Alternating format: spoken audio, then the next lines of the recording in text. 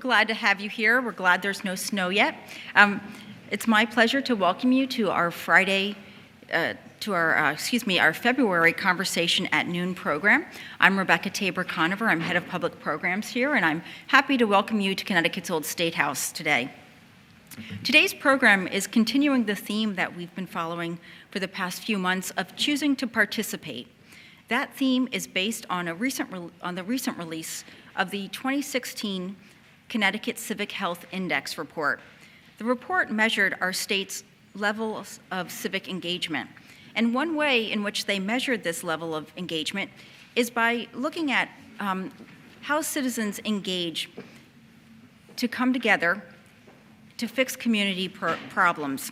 Today in our program, you'll learn from the speakers and the panelists some ways how Connecticut residents came together to solve problems, ranging from the need for bread that's non-allergic, to increasing citizens' abilities to get nutritious food, to encouraging the growth of small businesses in our state. Today's program is co-sponsored with our friends, Connecticut Explored, the magazine of Connecticut history, and I would really encourage you to help yourself to some of the complimentary issues at the back of the room. It's a great read. And we're really thankful to our funders of this program series, the Connecticut Humanities, and we appreciate their support of this program. And we do encourage you to attend all of our conversations at noon, including the one coming up in March. We have rack cards on the front table, and we also have surveys, and we really appreciate it when you fill out surveys because, yes, we do read them, and we do get great ideas for our next programs, and there are even pencils there to make it easy. It's now my pleasure, without further ado, to introduce my colleague, Diane Smith. Diane is our senior producer for program development at the Connecticut Network, and she will be moderating today's program. Thank you. Thank you. Thank you. Glad to have you all here. The topic of today's conversation is Women in the Kitchen, It's Strictly Business. And we're starting off with a discussion of Margaret Rudkin, who turned a family need into a multi-million-dollar corporation. In fact, Fortune magazine named her one of the most powerful women in business for the decade from 1950 until 1960. She pioneered the healthy food movement, and her company, Pepperidge Farm, is still thriving today. Then we're going to meet two other women who are running successful food businesses in Connecticut. One theme runs through all of these: the desire to do something good for customers and community. At Billings Forge in Hartford, a restaurant is helping revitalize a neighborhood while training people for good jobs in the culinary field. And NoRa Cupcake is helping with the transformation of downtown Middletown. We'll talk about those during our panel discussion. But first, I'd like to introduce our main speaker, who is going to tell us about Pepperidge Farm and its founder. Elizabeth Rose is the library director of the Fairfield Museum and History Center. She has her PhD in U.S. and Women's History from Rutgers, Master's in Library Science from Southern Connecticut State. Elizabeth has taught history and gender studies at Vanderbilt, Trinity, Central Connecticut State University, and Wesleyan. She's also published 2 books on child care and early education. Please welcome Elizabeth Rose.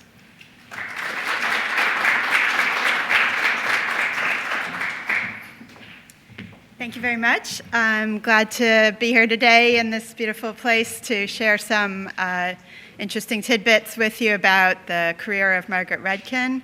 I am familiar with this because our archive at the Fairfield Museum is lucky enough to have several collections that pertain to Rudkin and the Pepperidge Farm story, including a recent acquisition given to us by her grandson, for which we're very grateful.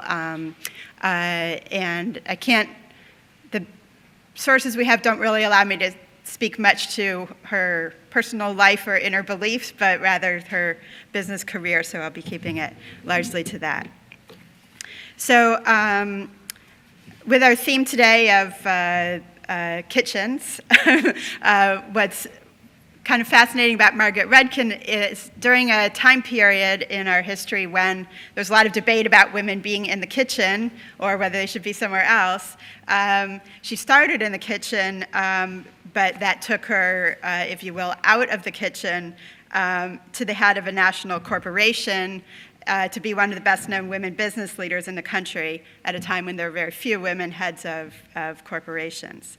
And Rudkin became, in a sense, a pioneer of what we might think of as a natural food movement, perhaps an early foodie, who perceived the possibility of catering to affluent customers by creating a high-end, old-fashioned, and more natural product. And I think we follow in her footsteps in many ways today. So let me tell you a little bit about that. I was going to play this ad for you. If you watched TV in the past couple years, I'm sure you've seen it. Started in a garage. We have, I think, in the United States, a great fascination with big companies that started in a small way. And whether it's Silicon Valley or other types of businesses, several of those appear in the issue of Connecticut Explored that contains the article about Margaret Rudkin and Pepperidge Farm. And the quick story, the quick version of the Pepperidge Farm story is that in 1937, Margaret Rudkin, a housewife in Fairfield, Connecticut, started Pepperidge Farm in her own kitchen in Fairfield when she was 40 years old by baking bread for her asthmatic son, whose doctor had recommended a diet limited to fresh, unprocessed foods and stone-ground whole wheat flour. This sounds like part of the story of what a lot of women were doing during the Depression, which was to return to what historians call home production, canning, growing food in the garden, sewing clothes for your family. Although, say, in the teens and 20s, they moved into more of a consumer economy with the economic challenges of the Depression. Women shifted their labor back to this kind of home production in order to make do through expanding their unpaid labor instead of buying store-bought goods. That might also include selling homemade items to neighbors to try to bring in some cash and so on. So was Margaret Rudkin one of these frugal housewives who was trying to help her family through the Depression to some degree? But Rudkin was no ordinary suburban housewife. And as you see a picture of the house here, her kitchen was part of this 125-acre estate that she and her husband, stockbroker Henry Rudkin, had built in 1929. Their timing was a little unfortunate for them in certain ways. They called the estate Pepperidge Farm after a stand of trees, a variety of the sour gum species called Pepperidge. That's where the name Pepperidge Farm comes from. A Pepperidge tree is not something I'd ever heard of before, but that now you know. So this was a 15-room English Tudor home, complete with a guest cottage, stables, gardens, apple orchards, and other outbuildings. So her kitchen, I don't have a picture of her kitchen, but her kitchen was probably a little larger than your average housewife in the 1930s kitchen. Backing up a little bit, just to say how she got to this point, she'd grown up in New York. After high school in Flushing, she worked as a bookkeeper for a small local bank. She was the first woman to be hired there. Prepared herself for a business career, ended up working at the brokerage firm of McClure and Jones on Wall Street, where she met Henry Rudkin, who was one of the firm's partners, and they were married in 1923 and had 3 sons in the years that followed. And as they had more children, they decided to look for a country home in Connecticut, and that's how they ended up in Fairfield. Again, the garage, for instance, while we're talking about beginning in a garage, the garage into which she moved the baking operation when the business first started to take off had been built to house 5 cars with nearby stables for 12 horses. Her husband had a lot of polo ponies, and he was a rider, and that was one of the reasons for the garage. But by 1937, there was only 1 car and no ponies. Victims of the stock market crash, in which the couple had lost most of their assets, and of a riding accident that had kept her husband out of work for 6 months. They sold the extra cars and the horses, dismissed servants, and looked for ways to make money. With the estate, they raised apples, they raised turkeys, a couple of things like that. So that was the context in which she, in 1937, started baking bread. And you see that she's described in this early newspaper article as a society woman turns baker. So, as I said before, her son's doctor had recommended changes in his diet to help control his asthma and improve his health. And she set about to try to make a loaf of bread that would meet those needs and also taste good, and it took her a couple of experimenting to do it. After she succeeded, she started sharing the bread with the doctor in New York City who had originally recommended this diet to her son because he had other patients and he recommended it to his other patients, and then they both recommended it to other doctors who recommended it to their patients. So its first life was certainly as a health food, as something that was being marketed to doctors and through doctors. She also brought it to her local grocer in Fairfield, and she said, I need to sell this loaf for 25 cents. It's the best loaf she could make, and the cost was going to be 25 cents. The grocer didn't think he could sell at such a high price since all the other bread was selling for 10 cents. But she spread some butter on it and gave him a piece, and he decided it was really good, and he called her. By the time she got home, he had already sold out of what she had given him originally. So that's sort of the creation story of Pepperidge Farm. Its early success was tied to publicity articles like this one that I'm showing you right here. This is an illustration from the cookbook that she published later on that includes an account of her business. She was given special permission by the town to operate a business out of her home, which is usually against the rules, since they were creating jobs and it was in the midst of the Depression. And then they did move the operations out of the kitchen into the garage, so we have both the kitchen and the garage. Good. Brought down some baby scales from the attic to weigh the dough, and so on.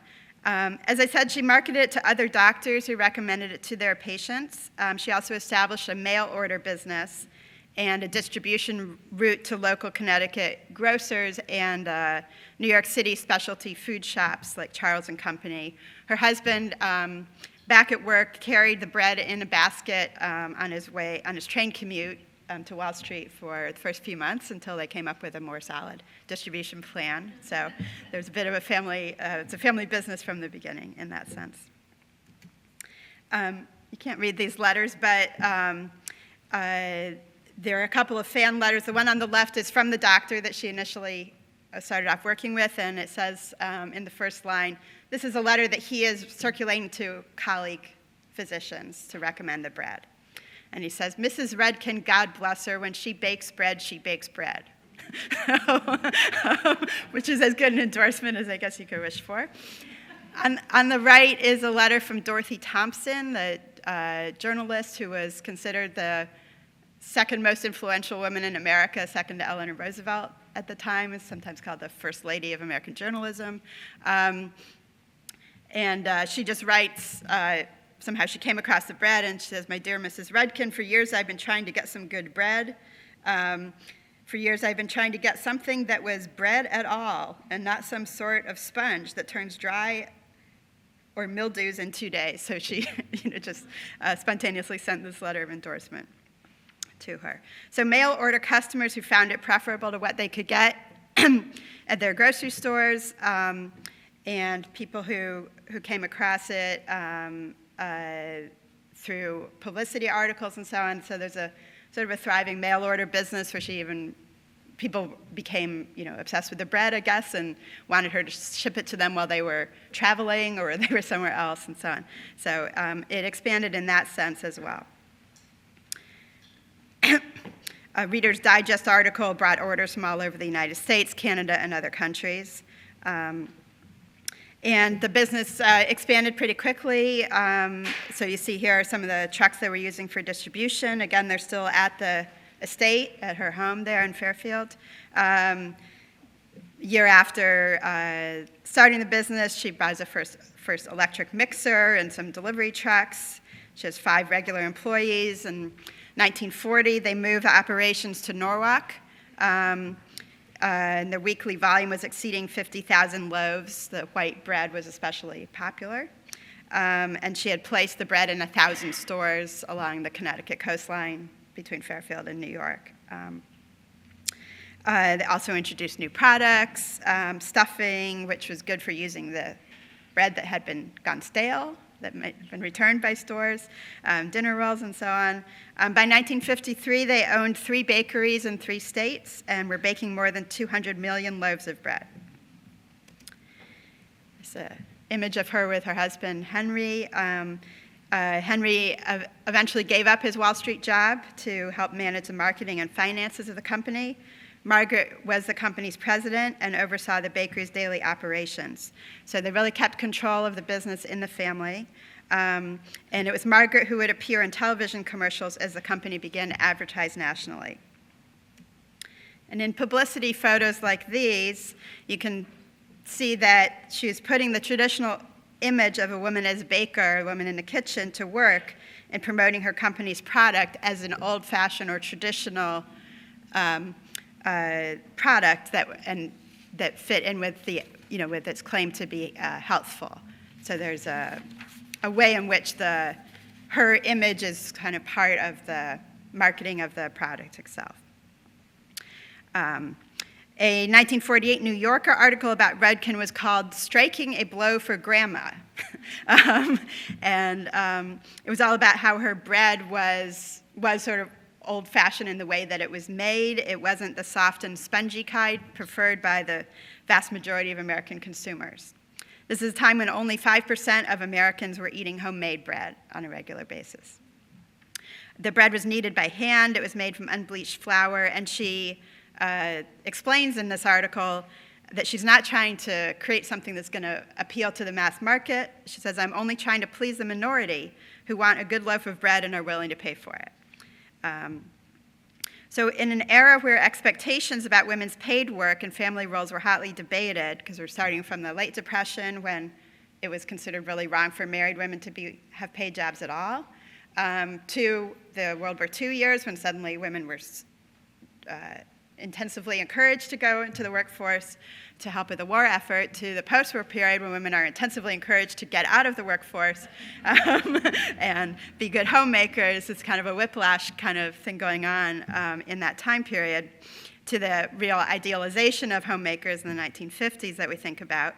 She created an appealing image of a woman making bread in the old-fashioned way as part of the appeal of the product.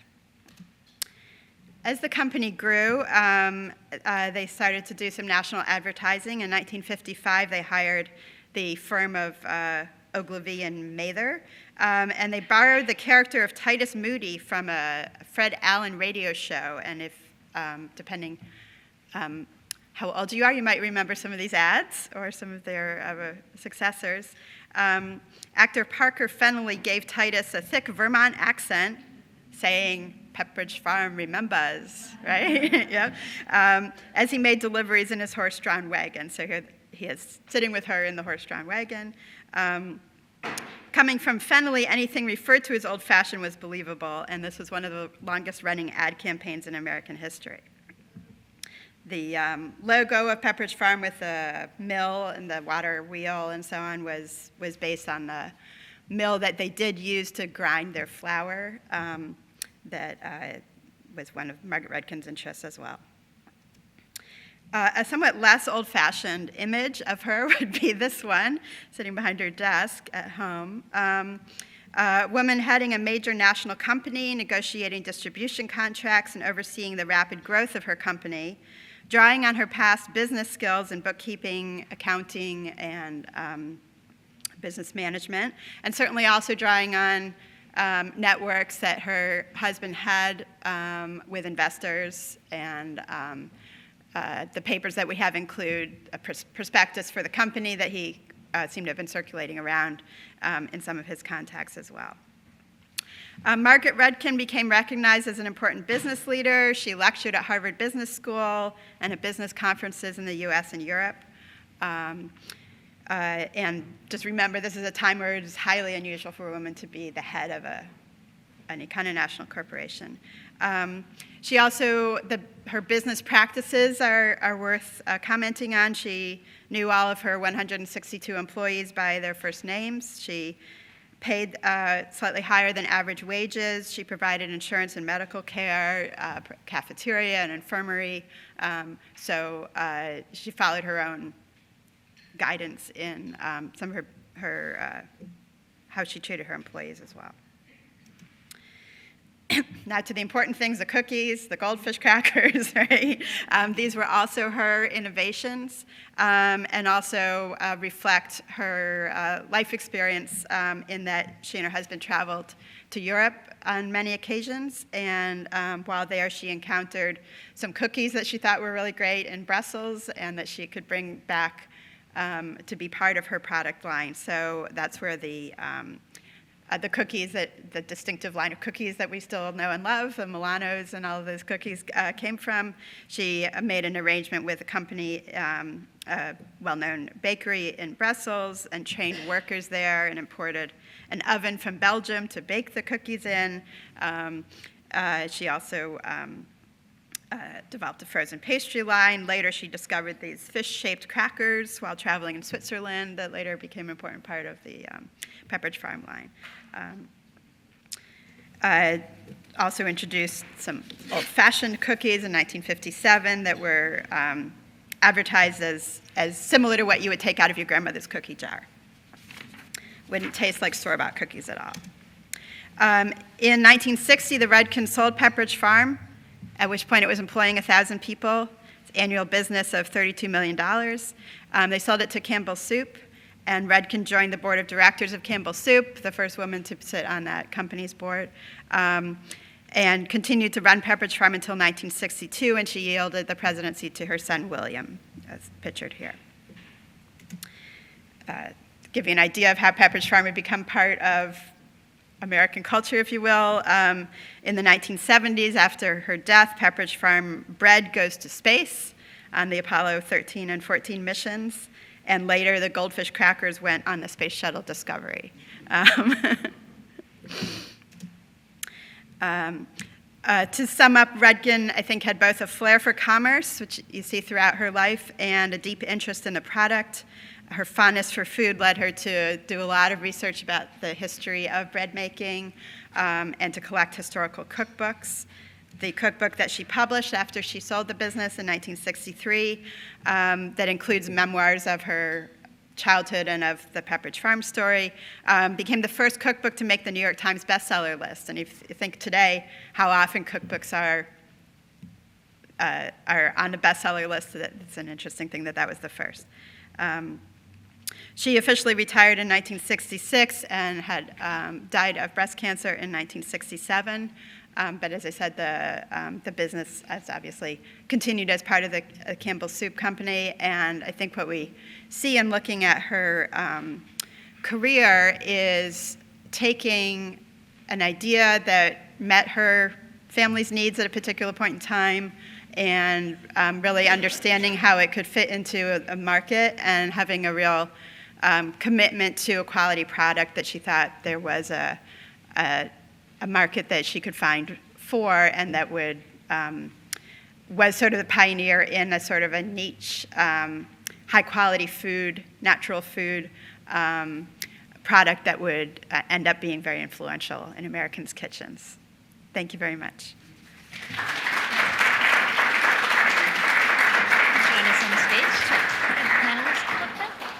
We're going to start our panel discussion now, and for those of you that haven't been with us before, I want you to know that we would love you to participate, and if you just raise your hand, try to get my attention, I'll call on you, and we'll have Bill come over with a microphone so that we can hear you. We are taping this for CTN, so we do need you to use a microphone. So, interestingly enough, Campbell Soup is still being run by a woman. She's the CEO, and her sister was also the CEO, recently stepped down of another Fortune 500 company. So 2 out of 3 sisters, CEOs of Fortune 500 companies. Joining us now is Carrie Carella. Thank you for coming, Carrie. She is the owner of NoRa Cupcake Company in Middletown. Since opening the doors to this hugely successful company in 2012, Carrie and NoRa Cupcake have quickly become the anchors of the Middletown NoRa district. No, I'll tell you how the name came about. Carrie's going to share that with us. She also has a new store that is in Blueback Square in West Hartford. Prior to launching the NoRa Cupcake Company, Carrie spent 20 years in the hospitality industry, most recently as the general manager at Eli Cannon's Tap Room, also in Middletown and conveniently close to NoRa Cupcake. So thanks for being with us. Thank you. And then also joining us today in the center here is Becky McGuigan, executive chef at the kitchen at Billings Forge and the kitchen at the Hartford Public Library. Both are part of the Billings Forge Community Works, which is a 501c3 located in the Frog Hollow section of Hartford. Becky is a graduate of the Connecticut Culinary Institute and UConn. She spent time cooking and baking throughout New England, and a constant theme everywhere she has worked, and certainly echoed at Billings Forge, is the use of seasonable and sustainable ingredients, and that's a passion that she's had since she was a child. So, Becky, I'm going to let you start, actually, because for people who are not familiar with Billings Forge, we need to explain what the whole concept behind this is, because it's not just a restaurant or a catering service or a kitchen. Yeah, so Billings Forge Community Works is a nonprofit here in Hartford that's been running for approximately 6 to 7 years now. And originally, the kitchen was opened as an opportunity to provide jobs in the Frog Hollow neighborhood, which is a historically underdeveloped neighborhood. And we thought by opening restaurants across Capitol Avenue would bring some money into the neighborhood. Mm-hmm. We have a commitment to employ at least 30% of our employees are from the neighborhood. And so the kitchen was originally opened as a wholesale bread bakery and catering business, and we've evolved, and now we run a cafe at 559 Broad Street. It's a breakfast and lunch cafe. We also run the cafe in the Hartford Public Library on Main Street. They have the same menu, and we are really a kind of gourmet sandwich salad place. We're also a full-service catering business where we go all over Greater Hartford. We do corporate, breakfast, lunch, weddings, cocktail parties, all sorts of things. But really the reason that the kitchen exists is because we have a mission behind making all that food. And that mission is to train individuals with barriers to employment. Barriers to employment means to us people coming out of homelessness, long-term unemployed. So we see a lot of moms whose kids are finally in school and can get back to work. And people coming out of incarceration. We've recently been selected as a partner in the iBest grant. So going forward, that's a partnership with Capital Workforce Partners and a Department of Labor grant. So going forward, all of our trainees will be coming out of incarceration, and they will have to have come out in the last 2 years. And during the time they're with us, what's unique about us compared to many other culinary training programs in the United States is we pay our trainees. So they all get paid for working for us, minimum wage. We believe that they need some money in their pocket to get a cell phone, to get off their feet, buy some interview clothes. And then during those 12 weeks, they learn all sorts of culinary skills as well as customer service skills. There's a lot of soft skills involved. And we'll go into some of those in a minute. I don't want you to feel like you have to tell us everything right at once, but it's really a very interesting project, and I want to get a little more detail on that. Carrie, tell us a little bit how NoRa Cupcake got started. I was the general manager at Eli Cannon's, and the space across the street from Eli's was one large furniture store, and it had taken up the entire block. They had left the space, and the owner of the building had divided the spaces and put, for rent signs in the window, and it was really low. It was really cheap. And I was outside of the bar one night, and I was with the owner, Phil Ouellette, and he looked across the street, and he was like, "You can't beat that price. You should go now." And I was like, "Go now? I have a job. I work for you." And he said, "Well, you got to, fly at some point." So he kicked me out of the nest. That's how he likes to say it. So we went and looked at the space, and he really liked the space, and I liked the space, but I was very nervous. And he just said, "If you do this with me, I'll help you. I'll partner with you." So because I partnered with Eli Cannon's, we were eligible for a revitalization loan through the Middlesex Chamber of Commerce. So that's how the income came to start NoRa. And the idea originally was that I would bake in the evening or if we had a wedding to do, but I was really going to be running the bar and baking in my spare time. But within like 3 weeks, he looked at me and he's like, okay, you have to replace yourself at the bar. You need to hire some people. This is a real thing. Like, it's not a cute little operation. It's going to be a real business. So And I should say that that's how if it you started. haven't been to NoRa Cupcake, it's not your typical cute little cupcake store. No. It's not all cutie pie, pinkies. No. Tell us about the decor for folks that haven't seen it. Okay, so I ran a bar for a long time, and by running a bar, you have to deal with a lot of things that, probably a lot of women especially don't deal with on a normal day-to-day basis. So when I was opening the bakery and we were, decorating and painting, I said to him, I was like, I can't exist in this space if it's pastel and bubbles and kid parties. Like, I can't do that. So he said, well, we'll make it look like the bar. So we made it look like the bar. So it's a bar, but we don't sell alcohol. We sell cupcakes. So people are really intrigued by that when they walk in. It's, there's skeletons and there's black, a lot of black and silver and bright colors. And I also, in my very deliberate, did not want to be, very gender focused. I didn't want it to be a place that only women and children felt comfortable in. I wanted it to be something more broad and that anybody would want to go there. I wanted it to be a destination, so. And it really has become one. And you also run one of the most successful food truck businesses, which is how a lot of people in Hartford first heard about NoRa Cupcake. Yes, that ended up just being a passion that I wanted to bring that into Eli's when I was running Eli's, and he said, no, we're not doing that. So when I opened the cupcake store, a friend of mine who had worked for me at Eli's was living in Portland, Oregon. He moved back quickly after I had opened NoRa, and he said, this is great, congratulations, I want to own a food truck. I said, I want to own a food truck too. So we sat down, we, looked through Craigslist, bought a rundown ice cream truck, and just sort of learned as we went and learned a lot of lessons the first year. So, but the way I always looked at it was I had the brick and mortar, and this was just a mobile, advertisement, even if it wasn't making money, if it was covering costs. Right. At least it was spreading the word. Yeah, definitely. So that was my original thought. They have about 100 flavors on More. the menu. More than 100 now? How many? We're close to 300. 300? Yeah, that we've created. You need to update the website. I know. It says 100. We're doing that. I know. 300. Now, you don't have 300 every day. Oh, God, say. no. Yeah, no, yeah. but we've created close to 300. Yeah. We rotate out about 18 to 24 a day. Uh-huh. So we do, touch all of them at some point. Some are more popular than others. Most of our rotation is based on pre-orders or what we're in the mood for. Yeah. And Carrie mentioned that the place looks like a bar, but they don't sell alcohol. But they do, kind of, because that's sort of the theme of some of the cupcakes. So, yeah, when I was, first toying around with the idea, I had gone to Crumbs, the very, very famous Crumbs, and they sold a cosmopolitan cupcake, and I bought it, and I was like, oh, this is going to be great. And all it was that it looked like the drink. It was pink. That was it. But it didn't have any of the characteristics of the drink.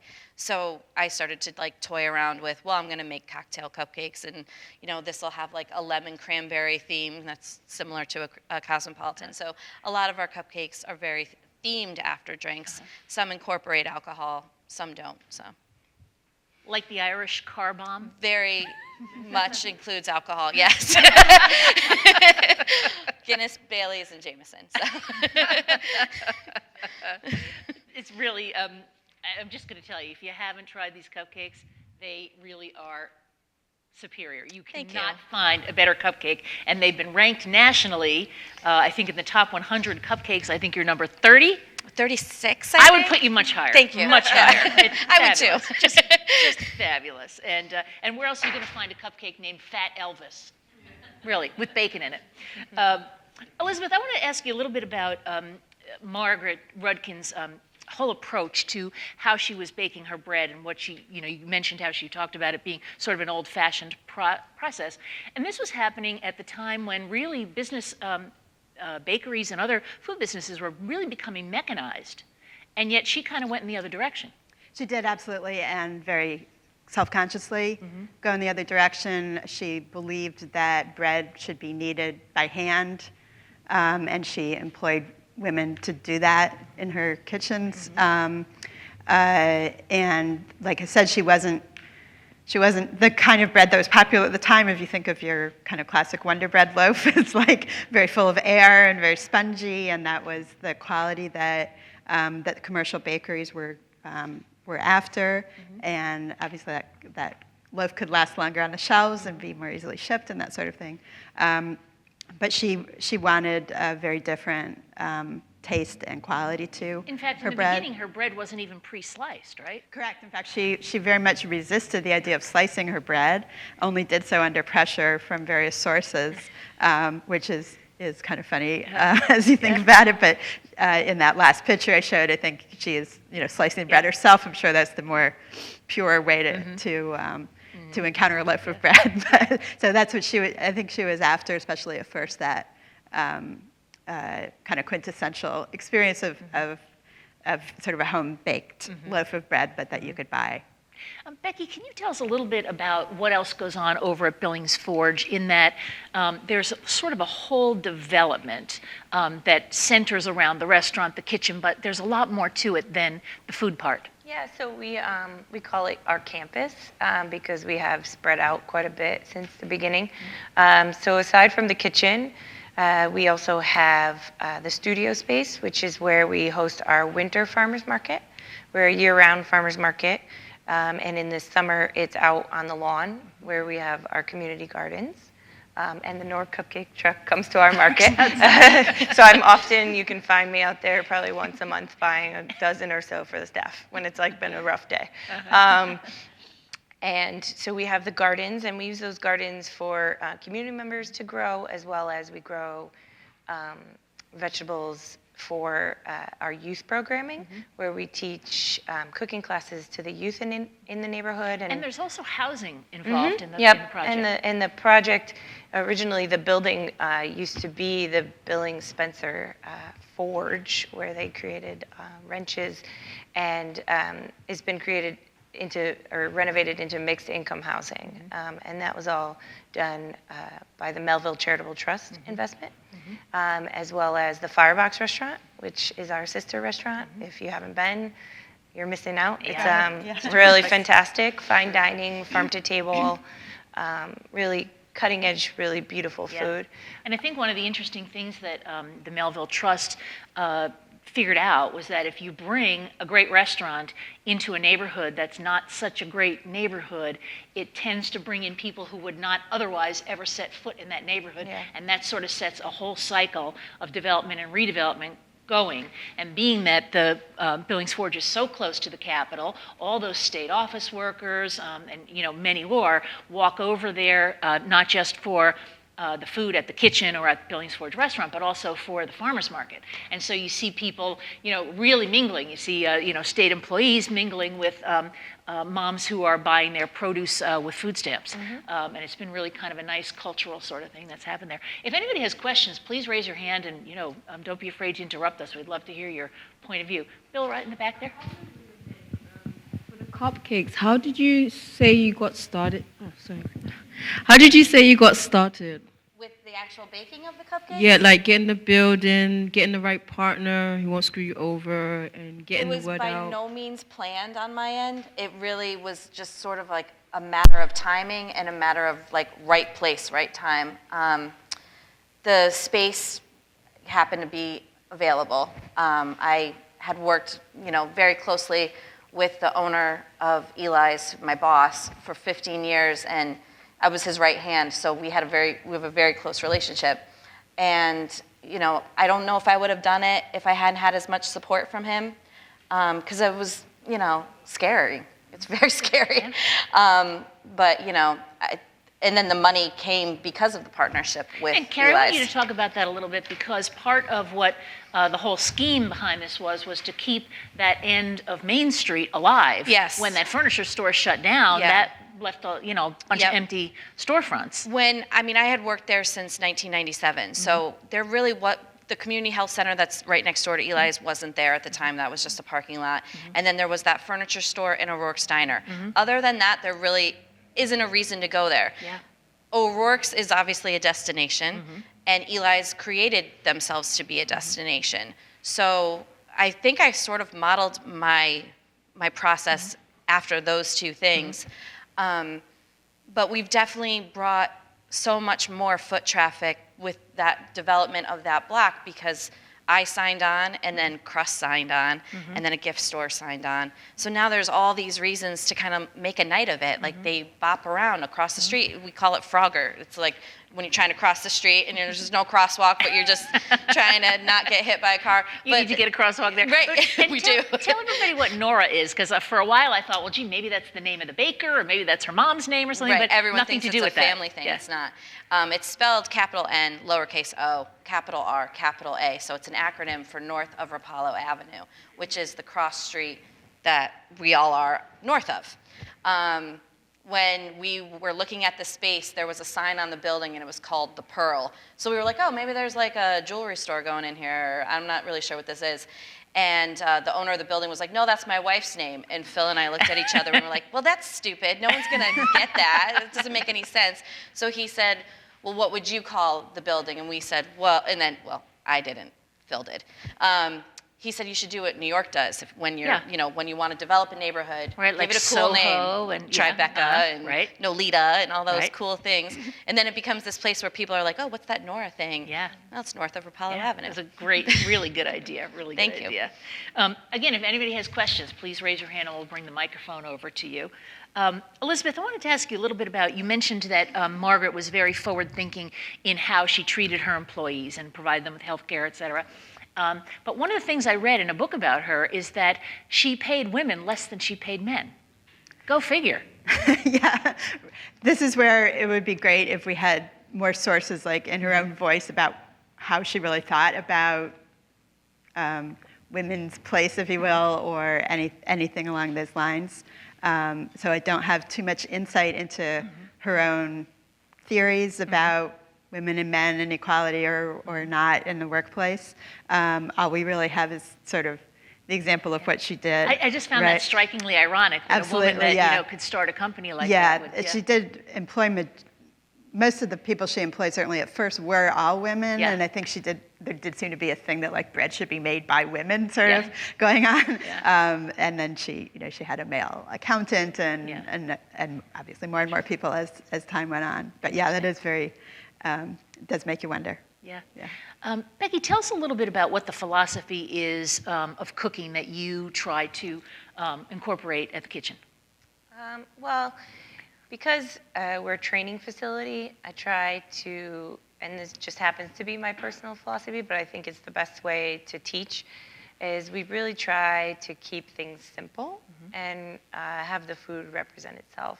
So, if I was to be making a cupcake and it was strawberry flavored, I would put a strawberry on it or something that signified that. So we try not to hide behind any trends or the things that are molecular gastronomy and all of that. We're just trying to make honest, simple food, and we're hoping that the people we are teaching how to do that can carry that, because I think that's a longer lasting lesson. Yeah.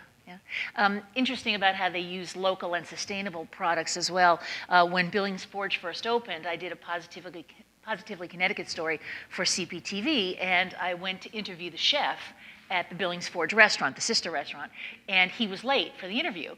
And when he arrived, he had a big cardboard box full of what looked like grass, and it was wild ramp, which is a vegetable that, sort of a vegetable that grows wild. And he said, oh, sorry I'm late, but I was driving down the highway and I saw some ramp by the side of the road and I couldn't let it go. I had to, so he actually got out of his car and was yanking this stuff up and brought it in a basket and walks into the kitchen and said, we're adding ramp to the menu today. So kind of how things Ramps happen. are hard to come by, so if you see them, you got to grab them. It's great. Anybody have questions that they want to ask? Sure, right here. Bill, let's get the microphone for you. Thank you. I just have a story to tell about Pepperidge Farm. I had the pleasure of working there. Maggie had died already. Everybody knew her as Maggie. I lived in Norwalk at the time, and this was my college job. And I had the pleasure of working for one of Maggie's great women hires, a woman named Dolores Cogan, who was my mentor and kind of a personal hero for me. And Dolores' greatest achievement, she said, was helping to get the Pepperidge Farm bread to the moon. Yeah.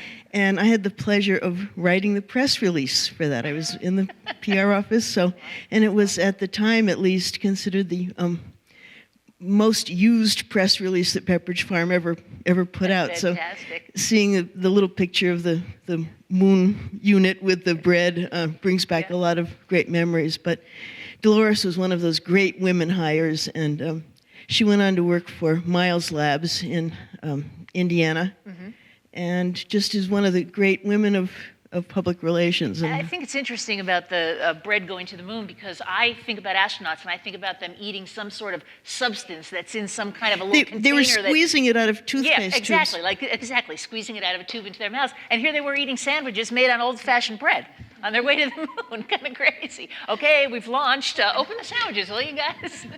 Anybody else have a comment they want to make? Okay, how about over here? Oh, great. So Is I that have a the one that was on the question. New York Times bestseller list? Yes. Great, wonderful. Terrific. So I have a question for each of the ladies up there, and congratulations to each of you, and thank you very much for presenting. So there may be some women in this room who either have already started or are thinking of starting a business, and my question to you is, I have no idea how someone goes from the kitchen to selling millions of anything into the world. So what is the role of financing in the growth of the businesses, whether it's family, your local bank, investors, and the government financing, please, for each of you? Carrie, do you want to start? Sure. I don't have a whole lot of experience with this. We've gotten our finance through our local Chamber of Commerce, Middlesex County. But I feel like right now there's a lot of opportunities with government and organizations like Chambers of Commerce's that want to see neighborhoods, see jobs created, and see a lot of revitalization, because we're kind of in this situation with our economy that it sort of has to come from within. We can't look at big companies to make differences right now. So I've had a lot of support, not just with the Chamber, but with any other of our other, I don't want to call them partners, but anywhere we go, people are excited that we want to be there. So we get a lot of support from that, and I think being a woman is a plus right now for that. Why so? Or how so? Because I think we're the underdog. Okay. Or we're considered to be the underdog. Yeah. So they're just excited that I get a lot of compliments for being a female-owned business. Great. And I don't really view myself as a female-owned business. I view myself as a business. Yeah. We employ, men and women. We employ a lot of people from our neighborhood, or a lot of people, in the areas that we're popping up in. So we're in West Hartford now. We have people that live in West Hartford that work there. And I should say, when you talked about how you couldn't work in a place that was all pastel-y and all that, I don't know his name, but the fellow that's usually with the cupcake truck? Yes, Ryan. Yeah. With Would you the beard. describe Ryan as maybe not your typical cupcake guy? Not what I think of, anyway. No, he looks like ZZ Top. Shades, long beard. He actually just trimmed it up a little bit, so, but it's still there. We've insured it, like Tina Turner legs. We've insured the beard. It's sort of become branded. He's definitely like the face. Yeah, he a is. lot of people feel that they think that he owns the truck, or that we're a couple. Or, it's just, it couldn't just be that he's an employee Right. that works for me. Right. We must be married. Right. He must, so, but we're not. so Bill, I think- TV land, I think we're we had not. a question right over here. I know there are other fields like teachers and librarians that are predominantly women who, having been a teacher, there's always sort of this running into people who stereotype, oh, you're doing one of those women kind of jobs. And I'm wondering if either of you have encountered that oh, you're doing cooking, that's more of a women's kind of thing. Becky? I would say it's the opposite. I would say we're women in a man's game. It's traditionally a man's world to be a chef, or I think, and I'm just generalizing, but in the industry, it's mostly men. So I would say, as women who are getting to upper management, for you as an owner, I think we're the unique ones. I think that my experience with the bar and running a bar for as long as I did definitely gave me that, I don't want to say edge, but gave me that insight of that's a man's world. The bar is a man's world. So Phil was always so supportive of me that if anyone didn't want to talk to me or they didn't think I knew what I was talking about or doing, he always backed me up because I was running his bar. So I had a lot of confidence going into business from that angle. I've never really viewed it as I'm doing a woman's job by being a bakery or being a cupcakery. I know it's a very feminine product, but I've worked really hard to brand our style, especially, to not necessarily be feminine, but to be just awesome. For everyone. I think when you have a cupcake called the Irish car bomb, I don't think of that as particularly feminine. Anybody have questions over on this side of the audience? It's for the NoRa cupcakes. My question is, if you started in a different approach or way, would you have been as successful or enjoyed yourself as much?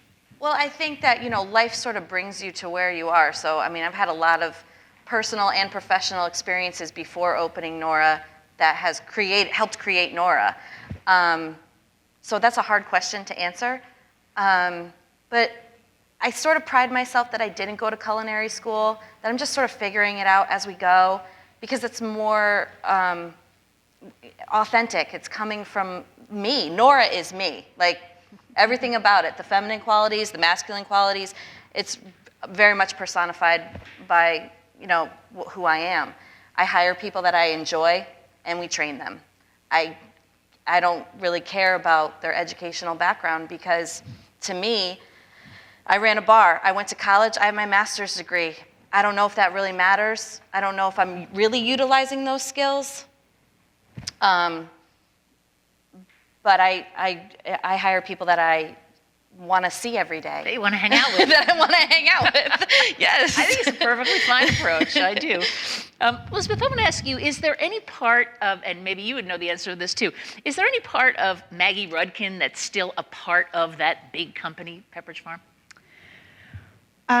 Well, you go to the Pepperidge Farm corporate offices in, is that still in Norwalk or Westport? They have a sort of a shrine, area to their origins and so on. So she's certainly a presence in that sense of their corporate identity.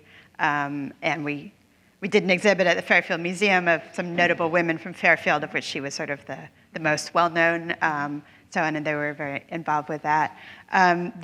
Some of the key products that people associate with the company certainly are ones that she discovered and brought to the company. So I think in that sense, that's still very much. Mint Milano, the best cookie ever made, right? Can you improve See, if on she that? didn't- No, you cannot. If she didn't travel to Europe in her summer vacations, it wouldn't have come about. But so I think that quality of always looking for the next great product may still be there. I can't really speak to how the culture of the company may have shifted once it was acquired by Campbell's Soup and so on, but they certainly do still prize that part of their heritage. And you'll be glad to know that those press releases are archived for future generations in the Fairfield Museum, along with the photographs, so they live on as well. And the publicity of the company is itself quite fascinating, so. Yeah. Carrie, I want to ask you about, you're making cupcakes now, and the place couldn't be more popular or hotter. What if the cupcake phase goes away? What if people say... I get this all the time. Yeah. I'm gonna go back to a quote from Phil. When they opened Eli Cannon's, no one was selling craft beer. He did not sell Bud, Miller, or Coors at all. People would say, you're going to close, you don't have any of the big three, you're going to close. And he would say, well, when they invented color television, did people go back to watch black and white? No, they didn't. So I think that if you have a quality product and you are constantly being creative and unique and reinventing yourself, regardless of what that product is, regardless of the trends, people will always gravitate towards quality and something that they can feel good about. And I'm not worried about the cupcake trend crashing. What are some of the latest flavors that you invented? Well, we just did Valentine's Day, which is our biggest holiday, and we always do a brand new menu where we create about a dozen different ones. So we had things like Cherry Bomb with chocolate cherry. We had Black Betty. We had Raspberry Beret, Magic Cakes. A lot of, I think, of our popularity comes from our name. People are like, what is that? I need to know what's in Black Betty. Yeah, who thinks up the names? Me. Really?